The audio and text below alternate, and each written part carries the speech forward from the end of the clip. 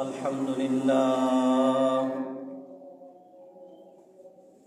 الحمد لله وكفى وسلام على عباده الذين اصطفى ونشهد أن لا إله إلا الله وحده لا شريك له ونشهد أن سيدنا مولانا محمدا عبده ورسوله أما بعد فأعوذ بالله من الشيطان الرجيم بسم الله الرحمن الرحيم وقاتلوا في سبيل الله واعلموا أن الله سميع عليم وقال تعالى في شان حبيبه إن الله وملائكته يصلون على النبي يا أيها الذين آمنوا صلوا عليه وسلموا تسليما اللهم صل على سيدنا مولانا محمد وعلى آل سيدنا محمد اللهم صل على سيدنا مولانا محمد وعلى آل سيدنا مولانا محمد الحمد لله আল্লাহ পাক রব্বুল আলামিনের দরবারে শুকরিয়া আদায় করছি যে মহান রব্বুল আলামিন পবিত্র রমজান মাসে আমাদেরকে হায়াত দিয়েছেন এবং রমজানের প্রথম জুমাবারের দিনে সালাতুল জুমা আদায়ের লক্ষ্যে আল্লাহ তাআলা করে আসার তৌফিক আমাদেরকে দিয়েছেন। এজন্য আমরা পড়ছি আলহামদুলিল্লাহ। আবারও লাখো কোটি দুরূদ এবং সালাম বর্ষিত হোক দয়ার নবী মায়ার নবী বিশ্ব নবী মুহাম্মদ রাসূলুল্লাহর উপর। আমরা পড়ছি সাল্লাল্লাহু আলাইহি ওয়াসাল্লাম। মুহতারাম হাজরিন,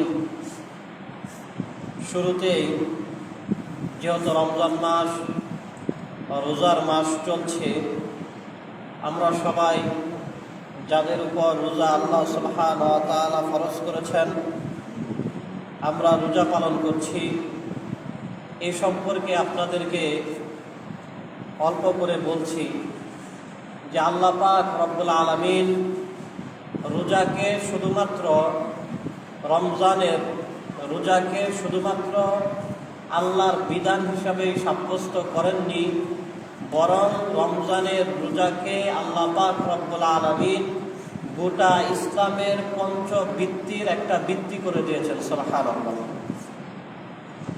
যেমন আমরা জানি ইসলামের বৃত্তি মোট 5টি। এই 5টি বৃত্তির একটি হলো রমজান মাসে রোজা পালন করা। এর দ্বারা রোজার গুরুত্ব বোঝা যায়।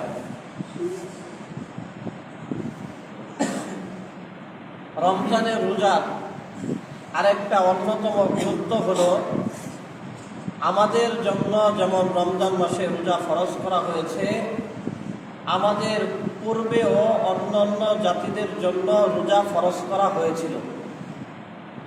এর দ্বারাও রমজানের ফরজ রোজার একটা গুরুত্ব বোঝা যায় যে রমজানের ফরজ রোজা শুধু আমাদের জন্য নয়, আমাদের মতো অন্যান্য উম্মতদের জন্য রোজা ফরজ ছিল।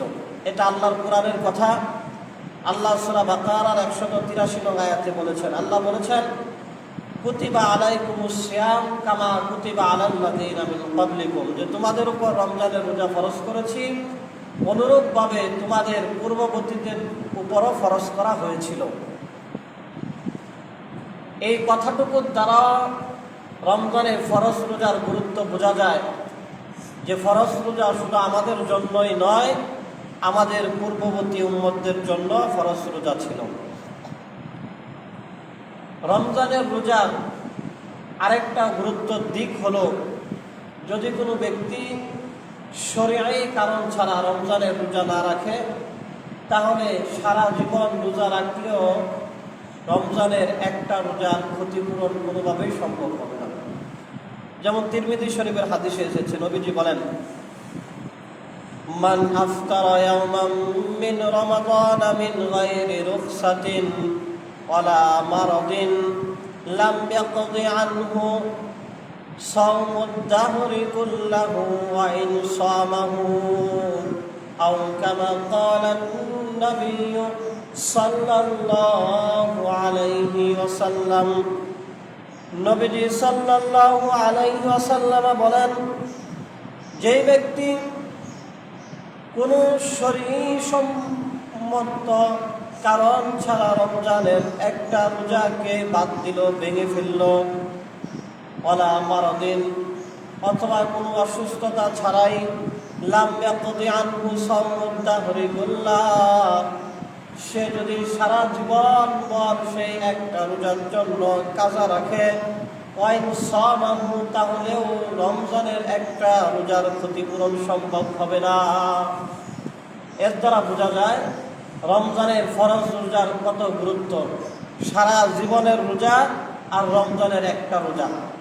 এজন্য আল্লাহ পাক রব্বুল আলামিন আমাদের সবাইকে রমজানের রোজার হক আদায় করে করে রোজা পালনের তৌফিক দান করে। সবাই বলে আমিন। মুহতারাম হাজিরিন, রমজান মাসের 5টা অনন্য বৈশিষ্ট্য রয়েছে, যেই বৈশিষ্ট্যগুলো অন্যান্য কোনো মাসের নাই।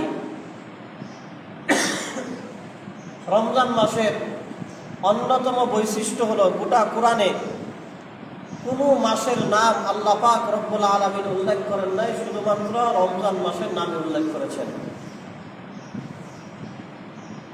কোরআনে শুধু রমজানের নাম উল্লেখ করার মাধ্যমে এই রমজান মাসকে অন্যান্য মাস থেকে অধিক মর্যাদাশীল মনে করা হয়ে থাকে। এছাড়া হাদিস শরীফে আরো 4টি বৈশিষ্ট্যের কথা এসেছে। হযরত আবু হুরায়রা রাদিয়াল্লাহু আনহু বলেন, عن أبي هريرة رضي الله تعالى عنه قال قال رسول الله صلى الله عليه وسلم إذا كان أول ليلة من شهر رمضان। হযরত আবু হুরায়রা রাদিয়াল্লাহু আনহু বলেন, নবীজি সাল্লাল্লাহু আলাইহি ওয়াসাল্লাম বলেছেন, যখন রমজান মাসের প্রথম রাত আসে, চাঁদ উদিত হয়, সুফিদাতি শায়াতিন ওয়া মারাদাতুস জিন, আল্লাহ অভিশপ্ত জিন এবং বিতাড়িত শয়তানদেরকে শৃঙ্খলাবদ্ধ করে দেন।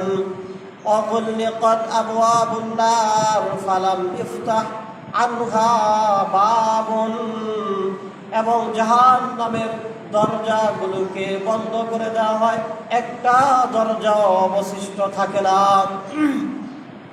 وفتحت أبواب الجنة فلم يغلق منها باب, এবং জান্নাতের সবগুলো দরজাকে খুলে দেওয়া হয়, একটা দরজাও বন্ধ থাকে না।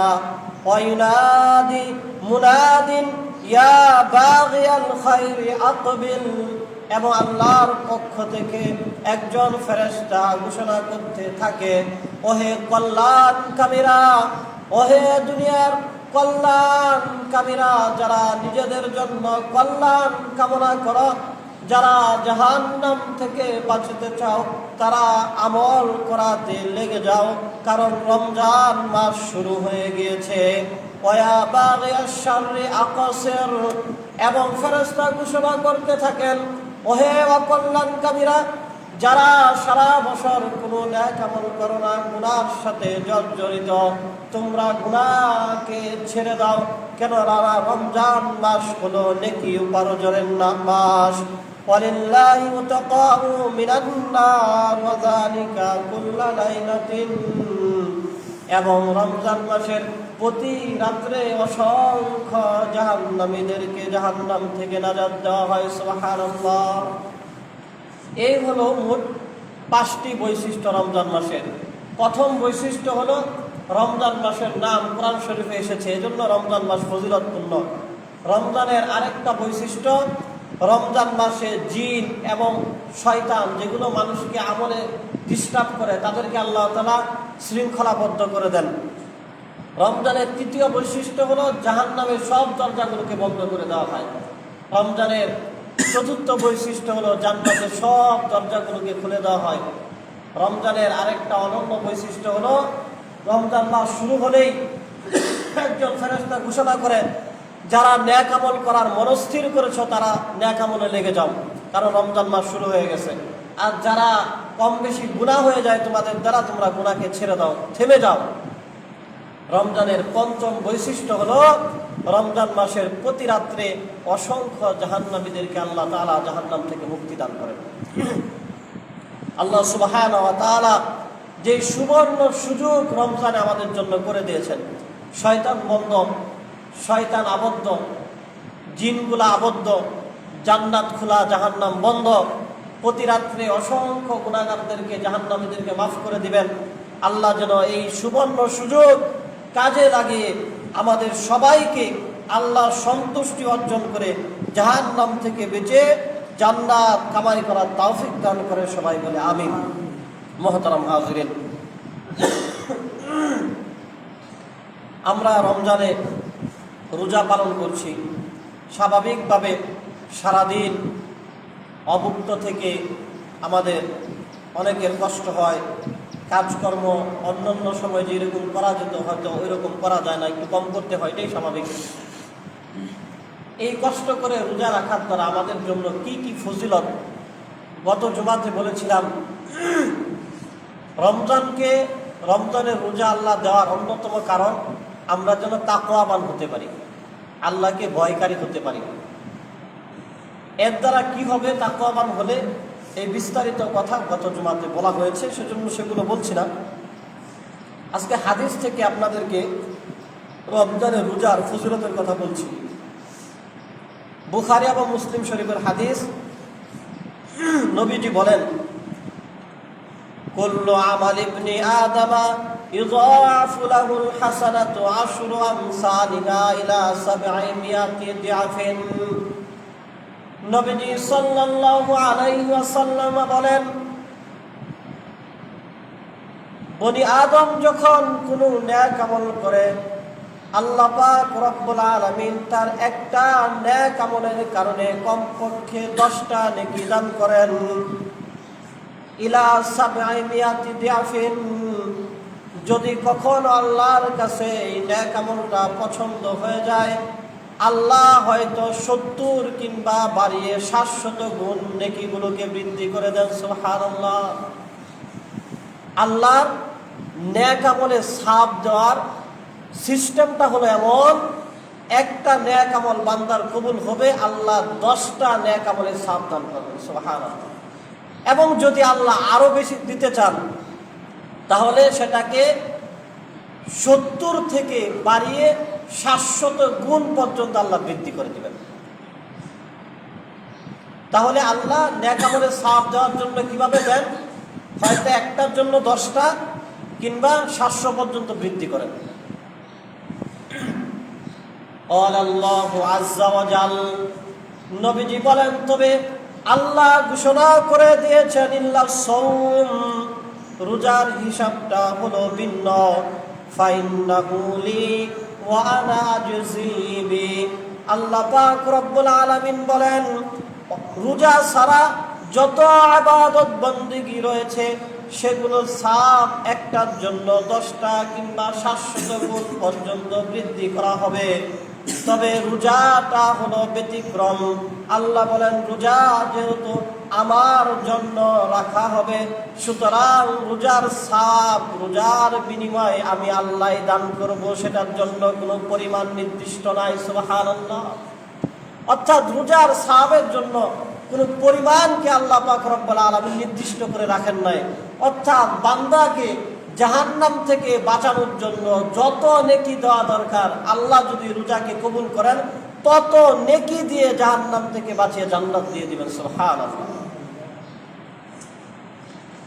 এই হাদিসের মাধ্যমে 2টা বিষয় পরিষ্কার। একটা হলো রোজার সওয়াবের কোনো নির্দিষ্ট পরিমাপ আল্লাহ তাআলা রাখেন নাই। আল্লাহ যত ইচ্ছা তত দান করবেন। কিন্তু অন্যান্য সওয়াবের একটা অন্যান্য আমলের সওয়াবের একটা পরিমাণ নির্ধারণ আছে। হয়তো একটার জন্য 10টা কিংবা বাড়িয়ে 700 পর্যন্ত, কিন্তু রোজার জন্য কোনো পরিমাণ নির্দিষ্ট করা নাই। আল্লাহ যত ইচ্ছা তত দান করবেন রোজার সওয়াব। এই হাদিসে আরেকটা জিনিস, সেটা হলো আমরা সব আমল আল্লাহর জন্য করি এবং করতেই হবে। কারণ আল্লাহর জন্য আমল না করলে আমলের কোনো কি নাই, দাম নাই। রোজাও আমরা আল্লাহর জন্যই করে থাকি। তবে রোজার বিষয়ে আল্লাহ বলেছেন, ফাইন্নাহু লি, রোজা আমার জন্যই রাখা হয়। কারণ ঘরে খাবার, পেটে ক্ষুধা, তারপরে মানুষ খায় না কার জন্য? না খেয়ে থাকাটার মধ্যে কোনো ধরনের কি নাই, বড়লোকি নাই। আমি অনেক রকমের খাবার খেলাম, একদম টেবিলটাকে খাবার দিয়ে সাজালাম, সবার সাথে গল্প করলাম, আজকে বাসায় এই রান্না হয়েছে, এটার মধ্যে একটা বড়লোকি আছে। কিন্তু পেটেও ক্ষুধা আছে, সামনে খাবার আছে, কিন্তু খায় না। এটা তো কারোর জন্য দেখানোর জন্য না। আল্লাহ বলেন, রোজাটা যেহেতু একমাত্র আমাকেই প্রদর্শন করা হয়, আমাকেই দেখানো হয়, সুতরাং অন্যান্য আমল বান্দা আমার জন্য করে ঠিক, কিন্তু রোজাটা আমি আল্লাহ আমার জন্যই নিয়ে নিলাম। সুবহানাল্লাহ। এছাড়া রোজার একটা অন্যতম ফজিলত হলো, রোজা মানুষের জন্য আল্লাহর কাছে সুপারিশ করবে। হাসরের ময়দানে রোজা কথা বলবে। আহমদ শরীফ এবং তাবরানী শরীফের কিতাবে আসছে, নবীজি বলেন, আসসিয়ামু ওয়াল কুরআনু ইয়াশফাআন লিল আবদি ইয়াওমাল কিয়ামাহ। নবীজি সাল্লাল্লাহু আলাইহি ওয়াসাল্লাম বলেন, রোজা এবং কোরআন এই 2টা কিয়ামতের দিন বান্দার জন্য আল্লাহর কাছে সুপারিশ করবে। ইয়াকুলুস সিয়াম ইয়া রব্বি, রোজা আল্লাহকে ডেকে বলবে, হে আল্লাহ, মানাতুত তাম ওয়াশ শাহওয়াত বিন নাহার, আয় আল্লাহ, আমি তোমার এই বান্দাকে দিনের বেলা খাবার থেকে এবং স্ত্রী সহবাস থেকে বিরত রেখেছি। ফাশাফিয়ানি মিনহু, সুতরাং তুমি তার জন্য আমার সুপারিশকে কবুল করো। রোজা আল্লাহর কাছে বলবে যে, আল্লাহ, দিনের বেলা তোমার এই বান্দা খাবার খায় নাই, বৈধ স্ত্রী থেকেও নিজেকে বিরত রেখেছে, আল্লাহ তুমি আমার সুপারিশটা কবুল করে তুমি তাকে জান্নাত দান করো। ওয়াল কুরআন ইয়াকুলুল কুরআন ইয়া রাব্বি, কুরআনও বলতে থাকবে, মানাতুল নাওমা বিল লাইল, কুরআন বলবে, আয় আল্লাহ, তোমার এই বান্দা রাত্রের ঘুম এবং আরামকে বিসর্জন দিয়ে তেলাওয়াত করেছে কিংবা নামাজে পড়েছে কিংবা শুনেছে। ফাশাফিয়ানি মিনহু, সুতরাং আয় আল্লাহ, তুমি আমার সুপারিশকে কবুল করে তুমি কোরআন পড়া এই ব্যক্তির, কোরআন শ্রবণকারী এই ব্যক্তিকে তুমি মাফ করে দাও। কোরআন এইরকম আল্লাহর সাথে কথা বলবে, সুপারিশ করবে। এজন্য আমরা যারা বিশেষ করে ধরেন রাতে কোরআন শরীফ পড়ি, কিংবা রমজান মাসে যে খতমে তারাবি যারা আমরা পড়ছি নামাজে কিংবা শুনছি, এটাও কিন্তু আমাদের জন্য সুপারিশের একটা ওসিলা। কারণ কোরআন সুপারিশ করার সময় বলবে কি, মানাতুহুন নাওম, আয় আল্লাহ, আমার কারণে তোমার এই বান্দা ঘুমাতে পারে নাই। কারণ খতম তারাবির মধ্যেই যে দীর্ঘ সময় দাঁড়িয়ে রইলাম, নামাজে কোরআন শরীফ শুনলাম, যদি এইরকম দীর্ঘ সময় না শুনতাম, না পড়তাম, তাহলে তো আমরা হয়তো অন্য অন্য কাজকর্ম করে ঘুমের জন্য আগে ভাগে চলে যেতাম, ঘুমের প্রস্তুতি নিয়ে নিতাম। কিন্তু এই কোরআন শোনার কারণে, পড়ার কারণে আমরা আমাদের ঘুমকে বিসর্জন দিলাম, ঘুমটাকে বাদ দিলাম। এজন্য কোরআন আল্লাহর কাছে বলবে, আয় আল্লাহ, আমার কারণে তো তোমার এই বান্দা ঠিক মতো ঘুমাতে পারে নাই, সুতরাং তুমি আমার সুপারিশকে কবুল করে তুমি তাদেরকে মাফ করে দেবে। তাহলে হাসরের ময়দানে কোরআন ও বান্দার জন্য আল্লাহর কাছে সুপারিশ করবে, রমজানের রোজা বান্দার জন্য আল্লাহর কাছে সুপারিশ করবে। এবং হাদিসে এসেছে, নবীজি বলেছেন, আসিয়ামু জুন্নাতুন, রোজা হলো ঢাল, ওয়া হিসনুন হাসিনুম মিনান নার, এবং এই ডালটা হলো এমন ডাল যে ডাল মানুষকে জাহান্নাম থেকে বাঁচিয়ে দিবে। সুবহানাল্লাহ। তবে অপর এক হাদিসে এসেছে, আসিয়ামু জুন্নাতুন, রোজা ঢাল জাহান্নাম থেকে রোজাদারকে বাঁচাবে, তবে তখন বাঁচাবে যখন এই রোজাকে ছিঁড়ে ফেলা না হবে, ভেঙে ফেলা না হবে। কিভাবে? নবীজি বলছেন, রোজাটাকে গুনাহমুক্ত রাখতে হবে। কিভাবে? রোজা রেখে মানুষের গীবত শিকায়ত করা যাবে না, রোজা রেখে মানুষকে জুলুম করা যাবে না, রোজা রেখে অন্যায় গুনাহের কাজে লিপ্ত হওয়া যাবে না। নবীজি এক হাদিসে এমনও বলেছেন, পেটের রোজা তো পেটের মধ্যে খাবার না খাওয়া, হাতের রোজা হলো রোজা অবস্থায় হাত দিয়ে গুনাহ থেকে বেঁচে থাকা, পায়ের রোজা হলো রোজা অবস্থায় পা দ্বারা গুনাহ না করা। এইরকম শরীরের প্রত্যেক অঙ্গ প্রত্যঙ্গের রোজা হলো রোজা অবস্থায় আল্লাহর হুকুম পালন করার জন্য। যেমন আমরা না খেয়ে থেকেছি, আল্লাহর হুকুম পালন করার নার্থে অন্যান্য গুনাহ থেকেও নিজের শরীরের অঙ্গ প্রত্যঙ্গগুলোকে বেঁচে রাখা, বাঁচিয়ে রাখা, এটা হলো শরীরের অন্যান্য অঙ্গ প্রত্যঙ্গের রোজা। আমরা যখন এগুলো করব, তখনই এই রোজা আমাদেরকে জাহান্নাম থেকে বাঁচিয়ে দিবে।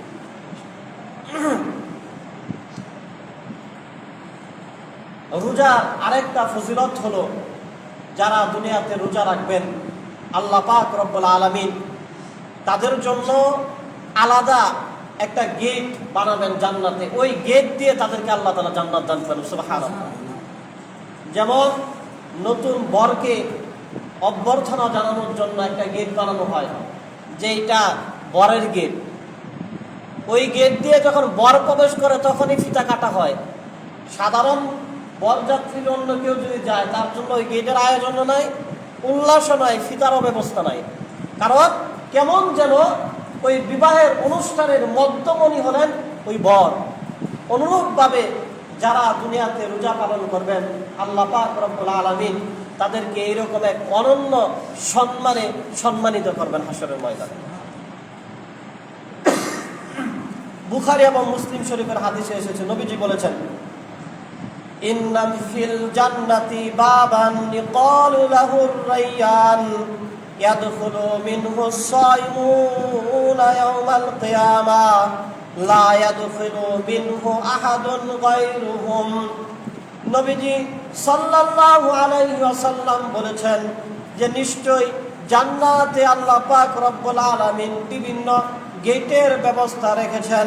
ইউকালু লাহুর রায়্যান, তবে একটা গেটের নাম হলো রায়্যান। ইয়াদখুলু মিনহু আস-সায়িমুনা ইয়াওমাল কিয়ামাহ, যেই গেট দিয়ে শুধুমাত্র রোজাদারগণই জান্নাতে কিয়ামতের দিন প্রবেশ করবেন। লা ইয়াদখুলু মিনহু আহাদুন গায়রুহুম, রোজাদার ছাড়া ওই গেট দিয়ে আর কেউ প্রবেশ করতে পারবে না। যেমন বরের গেট শুধু বরের জন্যই নির্দিষ্ট, কিয়ামতের দিন রোজাদারদের জন্য আলাদা একটা গেট, যেই গেট অন্য কারোর জন্য না, শুধুমাত্র রোজাদারদের জন্য। আল্লাহ এরকম সম্মানের ব্যবস্থা রোজাদারদের জন্য রেখেছেন। শুধু তাই নয়, আল্লাহর কাছে রোজাদারের সম্মান মর্যাদা এত বেশি, মানুষ যদি এটার গুরুত্ব বুঝতো তাহলে রোজা নিয়ে কেউ খামখেয়ালি কথাও বলতো না। অনেক সময় না বোঝার কারণে অজ্ঞতা স্বরে বলে ফেলে খাবার আছে, খাবার চাই খা, না খায়া এটা আবার কেমন, দরকারটা কি, এই বিভিন্ন ধরনের নানান কথা বলে ফেলে না জানার কারণে। কিন্তু যদি বুঝতো যে রোজাদারের সম্মানটা আল্লাহর কাছে কত বেশি। বুখারী শরীফের হাদিসে এসেছে, নবীজি বলেছেন, লা খুলুফু ফামি সাইমি আতয়াবু ইনদাল্লাহি মির রিহিল মিস্ক। মিশকে আম্বার, যেটা অনেক দামি একটা সুগন্ধি, যেটা কিনার সামর্থ্য আমাদের অনেকের নাই। মিশকে আম্বর, এটা কিনার সামর্থ্য আমাদের অনেকের নাই। আবার অনেকের থাকলেও অনেক দামি দেখা সেই সুগন্ধিটা আমরা কিনি না। আল্লাহ বলেন রোজা রাখার কারণে, পেটে ক্ষুধা থাকার কারণে মুখের মধ্যে এক ধরনের দুর্গন্ধ হয়। এই দুর্গন্ধ ব্রাশ না করার কারণে না, কিন্তু পেটে ক্ষুধার কারণে মুখে একটা দুর্গন্ধ হয়। নবীজি বলেন, লা খুলুফু ফামি সাইমি আতয়াবু ইনদাল্লাহ। রোজাদারের মুখের যে দুর্গন্ধ, আতয়াবু ইনদাল্লাহ, আল্লাহর কাছে এটা অনেক উত্তম। শুধু উত্তম না, আতয়াব, তয়্যিবুন শব্দের অর্থ ভালো, আর আতয়াব তো সবচাইতে ভালো। আল্লাহর কাছে রোজাদারের মুখের এই দুর্গন্ধটা সবচাইতে ভালো মির রিহিল মিস্ক, মিশকে আম্বরের ঘ্রাণের থেকেও বেশি। সুবহানাল্লাহ। এইবার আমি উপলব্ধি করি যে আমরা কষ্ট করে রোজা রাখলাম, আমাদের মর্যাদা সম্মান আল্লাহ কত বেশি হাসরের ময়দানে দান করবেন। আমাদের মুখের দুর্গন্ধের দাম যদি, সম্মান যদি আল্লাহর কাছে এত বেশি হয়ে থাকে, তাহলে যারা কষ্ট করে রমজান ভর রোজা রাখবে, আল্লাহ পাক রব্বুল আলামিন তাদেরকে কত সম্মানে সম্মানিত করবেন।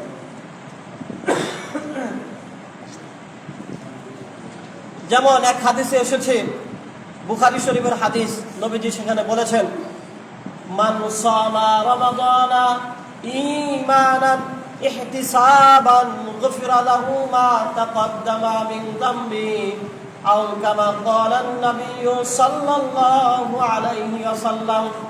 নবীজি বলেছেন, যেই ব্যক্তি ঈমানের সাথে সাওয়াবের আশায়, অর্থাৎ যদি কোনো মুসলমান ঈমানদার ব্যক্তি রমজান মাসে রোজা পালন করে এজন্যই যে আমি রোজা রাখলে আল্লাহ আমাকে সওয়াব দান করবেন, এই আশা করে যদি কোনো মুসলমান নরনারী রমজানে রোজা রাখে, আল্লাহর নবী বলেন, গুফিরা লাহু মা তাকদ্দামা মিন যামবি, আল্লাহ পাক রব্বুল আলামিন তার পিছনে সব গুনাহগুলোকে মাফ করে দিবেন।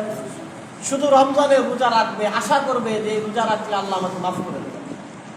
যেটা আমরা মুসলমানরাই রোজা রাখি সাধারণত, ঈমান তো আছেই, ঈমানের সাথে সাওয়াবের আশা করে রোজা রাখলো, আল্লাহ তার পিছনে সব গুনাহগুলোকে মাফ করে দেবেন।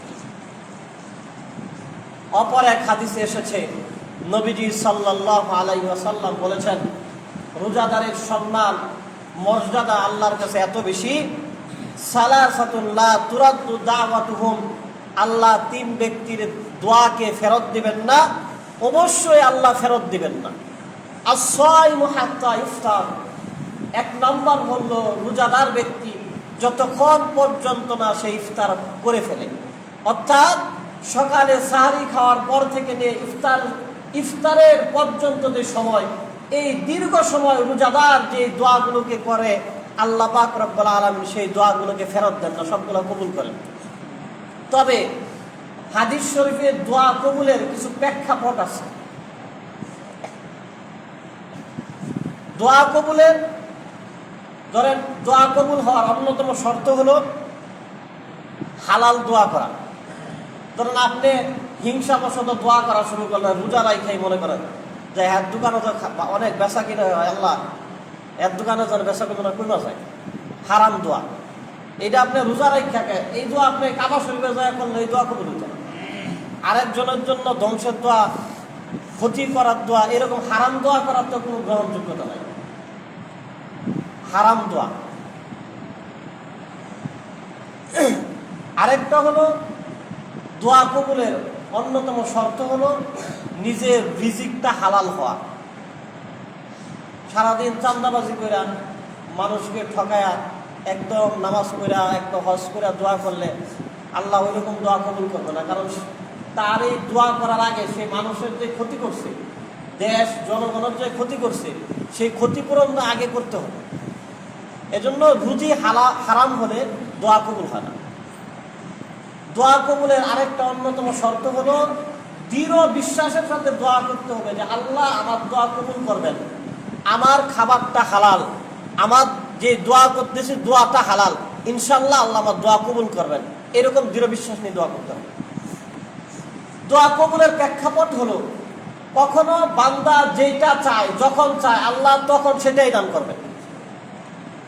এটা অনেক সময় হয়, আমরা কোনো সময় আল্লাহর কাছে কোনো কিছু চাইলাম, যেটা চাইছি যখন চাইছি আল্লাহ দিয়ে দিচ্ছেন। কখনো আল্লাহ জানেন যে এই মুহূর্তে বান্দাকে এটা দেওয়া থেকে আরো 1 বছর 6 মাস পরে দিলে তার বেশি উপকার হবে, তখন আল্লাহ সাথে সাথে ওইটা দেন না, বিলম্ব করে দেন। কারণ ভবিষ্যৎ আমি আর আপনি জানি না, ভবিষ্যৎ জানেন আল্লাহ। দোয়া কবুলের আরেকটা প্রেক্ষাপট, আমি আপনি আল্লাহর কাছে একটা জিনিস চাইতেছি, কিন্তু আমাদের তাকদিরে একটা বিপদ কিংবা তার থেকে ক্ষতিকর একটা কিছু ছিল। এখন আল্লাহ কি করেন, আমরা যেটা চাইতেছি সেটা না দিয়ে এর থেকে ক্ষতিকর যেটা ছিল সেটা আল্লাহ তাআলা সরায় দেন। এটাও দোয়া কবুলের একটা প্রেক্ষাপট। দোয়া কবুলের একটা প্রেক্ষাপট হলো এমন, আল্লাহ কখনো এর একটাও করেন না, যেটা চায় সেটাও দেন না, পরেও দেন না, এর কারণে কোনো বিপদকে সরায়ও দেন না। আল্লাহ বান্দার এই দোয়াগুলোকে রিজার্ভ করে রেখে দেন। কিয়ামতের ময়দানে বান্দা আল্লাহকে ডাক দিবেন, ডাক দিয়ে বলবেন যে বান্দা তুমি আমার কাছে হক দোয়া করেছিলে, হালাল দোয়া করেছিলে, দোয়া কবুলের শর্ত পূরণ করে দোয়া করেছিলে, কিন্তু দুনিয়াতে তোমার দোয়াটা আমি কবুল করি নাই, এই দোয়াটা তোমার জন্য রিজার্ভ করে রেখে দিয়েছিলাম। এই যে তুমি অমুক দিন অমুক তারিখে ওই সময় এই দোয়াটা করেছিলে, নাও এই দোয়ার ফজিলত তোমাকে দান করলাম। আল্লাহ এরকম একটা একটা দোয়া উল্লেখ করে করে হাসরের ময়দানে বান্দাকে দোয়া কবুলের সাথ দিয়ে দিবেন, বিনিময় দিয়ে দিবেন। আর বান্দা তখন আফসোস করে বলবে, আয় আল্লাহ, দুনিয়াতে যদি আমার একটা দোয়া কবুল না হয়ে সবগুলো আমার জন্য কিয়ামতের দিন হাসরের জন্য রিজার্ভ থাকতো, তাহলে আমি আরো বেশি লাভবান হয়ে যেতাম। তাহলে বান্দা সব দোয়াই কবুল হবে বিভিন্ন প্রেক্ষাপটে। এজন্য দোয়া করতে হবে, দোয়া করতে থাকতে হবে, শর্তগুলো পূরণ করে করে দোয়া করতে থাকতে হবে। তাহলে যাদের দোয়া কবুল হবে তাদের অন্যতম একজন হলেন তিনি যিনি রোজা অবস্থায় দোয়া করবেন, আল্লাহ তার দোয়াকে কবুল করবেন, তার দোয়াকে আল্লাহ তাআলা ফেরত দিবেন না। আরেকটা হলো আল ইমামুল আদিল, ন্যায়পরায়ণ বাদশাহ, যিনি ইনসাফের সাথে নীতি নৈতিকতার সাথে রাষ্ট্র পরিচালনা করেন। এমন বাদশাহ, এমন শাসক যখন আল্লাহর কাছে দোয়া করেন, আল্লাহ ওই দোয়াকেও ফেরত দেন না।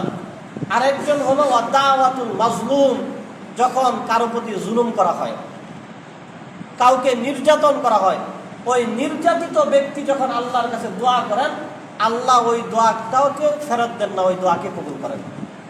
আল্লাহ পাক রব্বুল আলামিন যেই কথাগুলো বললাম আমাদের সবাইকে আমল করার তৌফিক দান করুন, আমিন। মুহতারাম হাজিরিন, রমজান মাসে 4টা কাজ বেশি বেশি করতে হয়। রমজান মাসে রোজা অবস্থায় 4টা কাজ বেশি বেশি করতে হয়। খসলাতাইনি তুরদুনা বিহিমা রাব্বুকুম, এর মধ্যে 2টা কাজ এমন যেই 2 কাজের মাধ্যমে আল্লাহ সন্তুষ্ট অর্জন করা যাবে। ওয়া খসলাতাইনি লা গিলান বিকুম আনহুমা, আর 2টা কাজ হলো এমন যেই 2টা ছাড়া আমাদের কোনো উপায় নাই। রমজানে 4 কাজ বেশি বেশি করতে হয়, 2 কাজের মাধ্যমে আল্লাহ সন্তুষ্টি অর্জন হবে, আর 2 কাজ যেটা ছাড়া আমাদের কোনো উপায় নাই। যেই 2 কাজের মাধ্যমে আল্লাহ সন্তুষ্ট অর্জন হবে তার একটা হলো বেশি বেশি রমজানে রোজা রেখে কালিমা তৈয়বা পড়তে হবে, লা ইলাহা ইল্লাল্লাহ মুহাম্মাদুর রাসূলুল্লাহ, এই কালিমা বেশি বেশি পড়তে হবে। আরেকটা হলো বেশি বেশি ইস্তেগফার করতে হবে, আল্লাহর কাছে গুনাহ মাফ চাইতে হবে। এটা আস্তাগফিরুল্লাহ আস্তাগফিরুল্লাহ, আল্লাহ আমাকে মাফ করে দাও, রব্বিক ফিরলি, এরকম হতে পারে। আল্লাহর কাছে বেশি বেশি মাফ চাইতে হবে। এই 2টার মাধ্যমে আল্লাহ সন্তুষ্টি অর্জন হবে। আর 2টা, যেই 2টা ছাড়া আমাদের কোনো উপায় নাই, একটা হলো আল্লাহর কাছে জান্নাত চাইতে হবে, জান্নাত ছাড়া আমাদের কোনো উপায় নাই। আরেকটা হলো জাহান্নাম থেকে মুক্তি চাইতে হবে, জাহান্নাম থেকে বাঁচা ছাড়া আমাদের আর কোনো উপায় নেই। এই 4টা কাজ রমজান মাসে বেশি বেশি করতে হবে রোজা অবস্থায়। আল্লাহ আমাদেরকে এই 4টা কাজ বেশি বেশি করার তৌফিক দান করে, সবাই বলে আমিন। মুহতারাম হাজিরিন, আপনারা জানেন যে আমরা সূরা নাজিয়াতের আলোচনা শুরু করেছিলাম। গত জুমাতে আপনাদেরকে বলেছিলাম যে সূরা নাজিয়াতের শুরুর দিকে যারা কিয়ামত অস্বীকার করে, কিয়ামতের সত্যতা তুলে ধরে আল্লাহ তাআলা সূরা নাজিয়াতের শুরুর 14টা আয়াতে বলেছেন। 15 থেকে 26 আয়াতে আল্লাহ পাক রব্বুল আলামিন মুসা আলাইহিস সালামের ঘটনা আল্লাহর নবীকে শুনিয়েছেন। এজন্যই শুনিয়েছেন, নবীজি যেহেতু দাওয়াতের কাজ করতেছেন, মুসা আলাইহিস সালামও দাওয়াতের কাজ করেছিলেন। এই মুসা আলাইহিস সালাম দাওয়াতের কাজ করতে গিয়ে বিভিন্ন বাধা বিপত্তির সম্মুখীন হয়েছিলেন, নবীজিও হচ্ছিলেন, যাতে করে নবীজি একটু সাহস পায়। নবীজি সাহস পায় যে এই দাওয়াতের কাজ করতে গেলে কষ্ট আমি একাই সহ্য করছি না, আমার পূর্ববর্তী নবীরাও সহ্য করেছেন। এরপরে আল্লাহ পাক রব্বুল আলামিন মুসা আলাইহিস সালামের কথা নবীজিকে বলতে যেয়ে বলেছিলেন যে মুসা আলাইহিস সালাম ফেরাউনের কাছে দাওয়াত নিয়ে গিয়েছে, যাওয়ার পরে ফারাউন আয়াতাল কুবরা, অনেকগুলো নিদর্শন মুসা আলাইহিস সালাম ফেরাউনকে দেখিয়েছিলেন, যাতে করে ফেরাউন ঈমান গ্রহণ করে। এই নিদর্শনগুলো কি কি?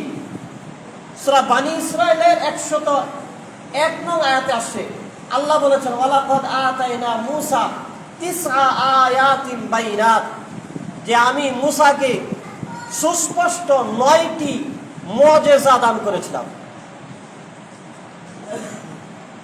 ফেরাউনকে দাওয়াত দেওয়ার জন্য মূসা আলাইহিস সালামকে আল্লাহ পাক রব্বুল আলামিন বড় বড় 9টি মুজিজা দিয়েছিলেন। যখন আল্লাহ পাক রব্বুল আলামিন কোন এলাকায় নবী পাঠান, ওই এলাকায় যে জিনিসের প্রচলন যত বেশি, নবীকে ওই বিষয়ে সবচেয়ে বড় পণ্ডিত করে আল্লাহ তাআলা নবুয়ত দান করেন। ফেরাউনের যুগে জাদুবিদ্যা অনেক বেশি প্রচলন ছিল। আল্লাহ পাক রব্বুল আলামিন মূসা আলাইহিস সালামকে 9টা মুজিজার প্রথম মুজিজা যেটা দান করেছেন, সূরা তাহা সহ অনেক সূরাতে আসছে, তার 1 নম্বর মুজিজা ছিল মূসা আলাইহিস সালামের একটা লাঠি ছিল। এই লাঠি হাত থেকে ছেড়ে দিলে এটা সাপ হয়ে যেত।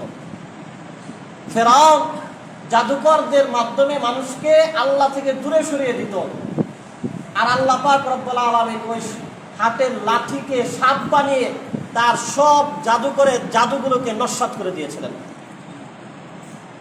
দ্বিতীয় যে মুজিজা দিয়েছিলেন সেটা হলো মূসা আলাইহিস সালামের হাতটা যখন জামার নিচে কিংবা বগলের নিচে নিতেন, এরপর বের করতেন, হাতটা একটা শুকনো আলু হয়ে যেত।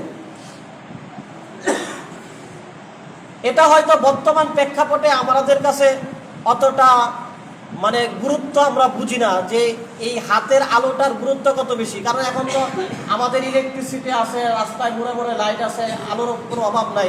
কিন্তু যেই যুগে কোনো লাইট বাতি ছিল না, ইলেকট্রিসিটি ছিল না, ওই যুগে যদি রাত্রেবেলা একজন মানুষ হাতটা বগলের নিচ থেকে বের করার পরে আলু হতো, এবং এটা এমন আলু হতো যে যদি শীতের সময় এই হাতটাকে, এই হাত আবার এই আলুটা কারো কাছে শরীরের কাছাকাছি নেওয়া হতো, সে এটার মাধ্যমে একটা উষ্ণতা লাভ করতেন, গরম তাপ অনুভব করতে পারতেন, তার শীতটাও কমে যেত।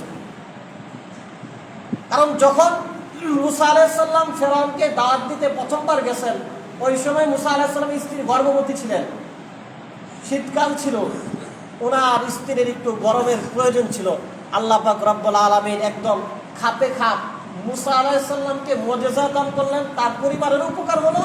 ফেরাউনকেও বুঝাতে চাইলেন যে এই ক্ষমতাগুলো কিন্তু আমার না, আমার হাতের লাঠি ছেড়ে দিলে সাপ হয়ে যায়, এই ক্ষমতা আল্লাহ আমাকে দিয়েছেন।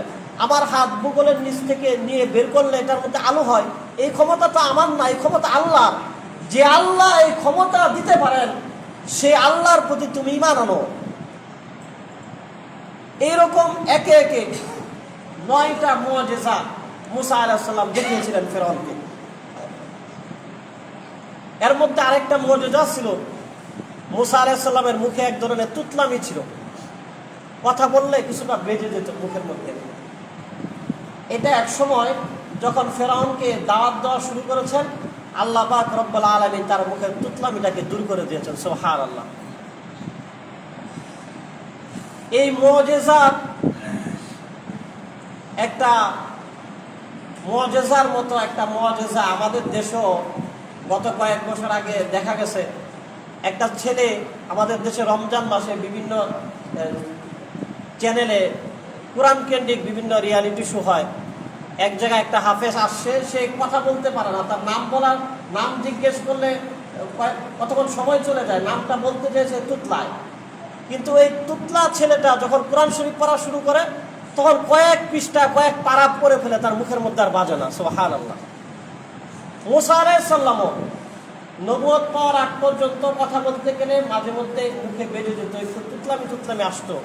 কিন্তু যখন ফেরাউনকে দাওয়াত দেওয়া শুরু করছেন তখন তার মুখের এই তুতলামি আল্লাহ তাআলা দূর করে দিয়েছেন। সে আল্লাহ যে এখনো আল্লাহর কাজ করতে গেলে মুখের জড়তা দূর করে দিতে পারেন, তার প্রমাণ হলো আমাদের বাংলাদেশের এই হাফেজ। এরকম আমরা যখন আমাদের জবান, আমাদের অঙ্গ প্রত্যঙ্গ আল্লাহর কাজে ব্যবহার করব, আল্লাহ তখন আল্লাহর পক্ষ থেকে শক্তি, সামর্থ্য, বরকত আমাদের অঙ্গ প্রত্যঙ্গে দান করে দেবেন। মুসা আলাইহিস সালামকে আল্লাহ পাক রব্বুল আলামিন আরেকটা মুআজিজা দিয়েছিলেন, সেটা হলো আমরা সবাই জানি প্রসিদ্ধ ঘটনা যে নদীর মাঝখান দিয়ে আল্লাহ পাক রব্বুল আলামিন রাস্তার ব্যবস্থা করে দিয়েছিলেন। একটা রাস্তা না, তার যে উম্মতের 12টা গ্রুপ ছিল, 12 জাতির জন্য 12টা রাস্তা, একদম হাইওয়ে রাস্তা। এমন রাস্তা, এক রাস্তা থেকে আরেক রাস্তায় যে যায় তাদেরকে দেখা দিতেছে। সুবহানাল্লাহ। এটা আল্লাহর পক্ষ থেকে মুআজিজা। আল্লাহ পাক রব্বুল আলামিন তাদেরকে আল্লাহমুখী করার জন্য পঙ্গপালের আযাব দিয়েছিলেন। তোমরা তো আল্লাহর কথা শোনো না, এক ধরনের পঙ্গপাল, পোকা জাতীয় তাদেরকে দিয়েছিলেন যে তোমরা এরপরে আল্লাহর কথা মানো, যদি না মানো তাহলে তোমাদের সব ফসল খেয়ে ফেলবে। তখন তারা কাকুতি মিনতি করলো যে আপনি আমাদের জন্য দোয়া করেন, এই আযাব থেকে আমাদেরকে বাঁচান, ঈমান আনবো। যখন আযাব চলে গেছে তারা আগের মতো আবার এরকম জালেম হয়ে গেছে। আমরা জানি যে লূত আলাইহিস সালামের জাতিকে সমকামিতার জন্য তাদেরকে ধ্বংস করে দিয়েছিলেন। আল্লাহ পাক রব্বুল আলামিন এক নিদর্শন রেখে দিয়েছেন, যেটা মৃত সাগর, লোহিত সাগর। এই সাগরটাকে আল্লাহ তাআলা এখনো নিদর্শন হিসেবে রেখে দিয়েছেন।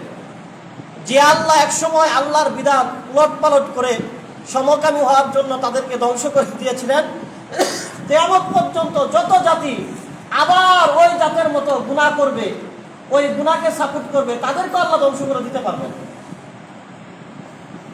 এজন্য একবার আল্লাহ আযাব দিবেন, আযাব উঠায় নেওয়ার কারণে আবার গুনাহ করবে, আল্লাহ যে আবার দ্বিতীয়বার আযাব দিতে পারবেন না এমন না। মুসা আলাইহিস সালামের জাতিকে আল্লাহ পাক রব্বুল আলামিন মুসা আলাইহিস সালামকে আরেকটা মুআজিজা দিয়েছিলেন, সেটা হলো তাদের চুলের মধ্যে অনেক উকুন দিয়ে দিয়েছিলেন। শরীরে যেখানেই ধরে সেখানে শুধু উকুন আর উকুন। এটা আল্লাহর পক্ষ থেকে একটা মুআজিজা ছিল। আরেকটা মুআজিজা দিয়েছিলেন ব্যাঙ, যেখানে যায় সেইখানেই ব্যাঙ। চাল রাখে, চালের মুটকিতে ব্যাঙ, শুইতে যায় বালিশে ব্যাঙ, পরে ব্যাঙ, খাবারে ব্যাঙ, মানে ব্যাঙের কারণে অতিষ্ঠ। আরেকটা মুআজিজা দিয়েছিলেন, সেটা হলো রক্ত। সারা জীবন জিঞ্জিরা থেকে পানি তুলছে, পানি তুললে পানি হয়েছে। এখন জিঞ্জিরা থেকে পানি তুলে ঠিক, এই পাত্র থেকে যখন পানি ডালে দেখেন রক্ত হয়ে গেছে। পাত্রে হয়তো পানি আছে, এটা গ্লাসে নিলে দেখা যায় এটা রক্ত হয়ে গেছে, অতিষ্ঠ হয়ে গেছে। যখন এই মুআজিজাগুলো আসলো, ফেরাউনের জাতি সবাই মুসা আলাইহিস সালামের কাছে মাফ চাইলো, এগুলো দূর করে দিলেন। তার আগের মতো আবার আগের মতো হয়ে গেল, আল্লাহকে ভুলে গেল। মুসা আলাইহিস সালাম ফেরাউনকে দাওয়াত দিলেন, বুঝালেন, কিন্তু সে তো বুঝলোই না। আসছে ফাকাযযাবা ওয়া আসা, সে মুসা আলাইহিস সালামের কথাগুলোকে অমান্য করলো, অস্বীকার করলো। মুসা আলাইহিস সালাম সুম্মা আদবারা ইয়াসা, মুসা আলাইহিস সালাম ফেরাউন থেকে চলে গেলেন। এই আশা নিয়ে গেলেন যে প্রথমবার দাওয়াত দিয়েছি, ফেরাউনকে আল্লাহর কথা বলেছি, হয়তো সে পরবর্তী সময় আবার কবুল করতে পারে। এই আশা নিয়ে মুসা আলাইহিস সালাম চলে আসলেন। ফাহাশারা ফানাদা, ফেরাউন কি করলো? সব মানুষকে রাষ্ট্রীয় এলান জারি করে দিল, সবাইকে ডাকলো, ডেকে বললো ফাকালা আনা রাব্বুকুমুল আলা। সে বলা শুরু করলো, ঘোষণা করলো, রাষ্ট্রীয় ফরমান জারি করে দিল যে আমি হইলাম সবচাইতে বড় আল্লাহ। নাউযুবিল্লাহ। ফাখাযাহুল্লাহু নাকালাল আখিরাতি ওয়াল উলা, ফলশ্রুতিতে আল্লাহ পাক রব্বুল আলামিন ফিরআউনের দুনিয়া ও আখিরাত সবকিছু ধ্বংস করে দিলেন। ইন্না ফি যালিকা লাইবরাতান লিমান ইয়াখশা, নিশ্চয় এই ঘটনার মধ্যে শিক্ষা রয়েছে যারা আল্লাহকে ভয় করে জীবনযাপন করে। অর্থাৎ যখন আল্লাহর নবী ফিরআউনকে আল্লাহর বিধিবিধানের কথা বললেন, সে তো মানলই না, নিজেকে বড় বলে ঘোষণা করে দিল, ফলে তার দুনিয়া আখিরাত আল্লাহ ধ্বংস করে দিলেন। এই ঘটনার মধ্যে, এই কথাটুকুর মধ্যে যারা আল্লাহকে ভয় করে ইমানদার মুসলমান, তাদের জন্য শিক্ষা রয়েছে। অর্থাৎ তারাও যদি কখনো আল্লাহকে ভুলে যায়, আল্লাহর নবীর আদর্শকে ভুলে যায়, আল্লাহর বিধিবিধানকে ভুলে যায়, তাহলে তাদেরও দুনিয়া আখিরাত ধ্বংস হয়ে যাবে। আল্লাহ পাক রব্বুল আলামিন যে কথাগুলো বললাম আমাদের সবাইকে আমল করার তৌফিক দান করেন। যারা পরে আসছি ইনশাআল্লাহ তাআলা আল্লাহ